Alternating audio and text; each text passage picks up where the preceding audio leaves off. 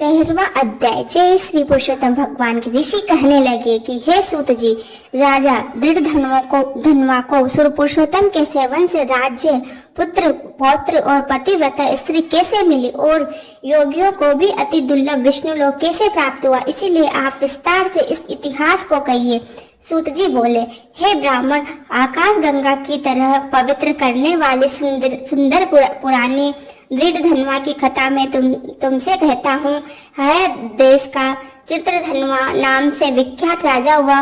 उसका पुत्र महातेजस्वी, सब गुणों से युक्त, सत्य बोलने वाला, धार्मिक दृढ़ धनवा नाम से विख्यात हुआ। वह दृढ़ धनवा अंगों सहित चारों वेदों को पढ़कर विधि पूर्वक गुरु की पूजा कर दक्षिणा देकर पिता के नगर को गया। अपने नगर में रहने वालों को नेत्रों का आनंद उत्पन्न करते हुए अपने पिता चित्रधनवा अपने मन में विचार करने लगा कि स्त्री, घर, पुत्र आदि छोड़कर मुझको भी वन में जाकर हरि सेवन करना चाहिए। ऐसा मन में विचार कर समर्थ राजा दृढ़धनवा को राजपाट सौंपकर विरक्त होकर पुलह ऋषि के आश्रम को चला गया।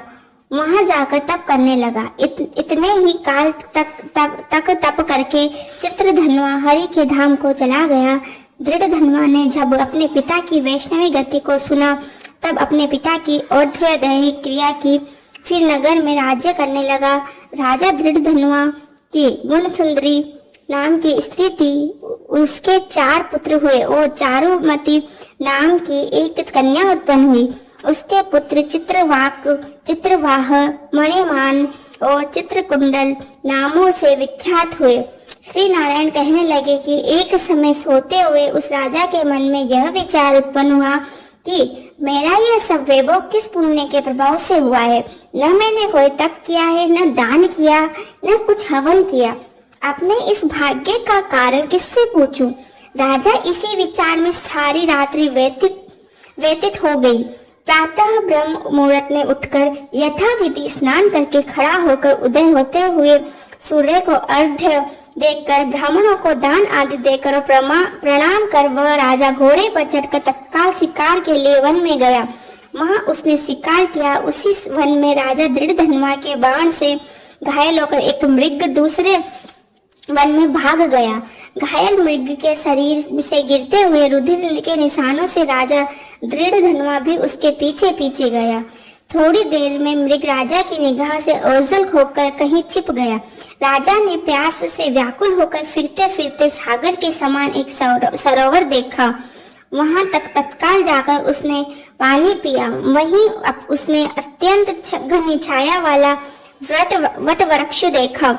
उसकी जटा में घोड़े को बांध राजा वहां बैठ गया। वहां पर वाणी बोलता हुआ एक शुक्ल पक्षी तोता आया।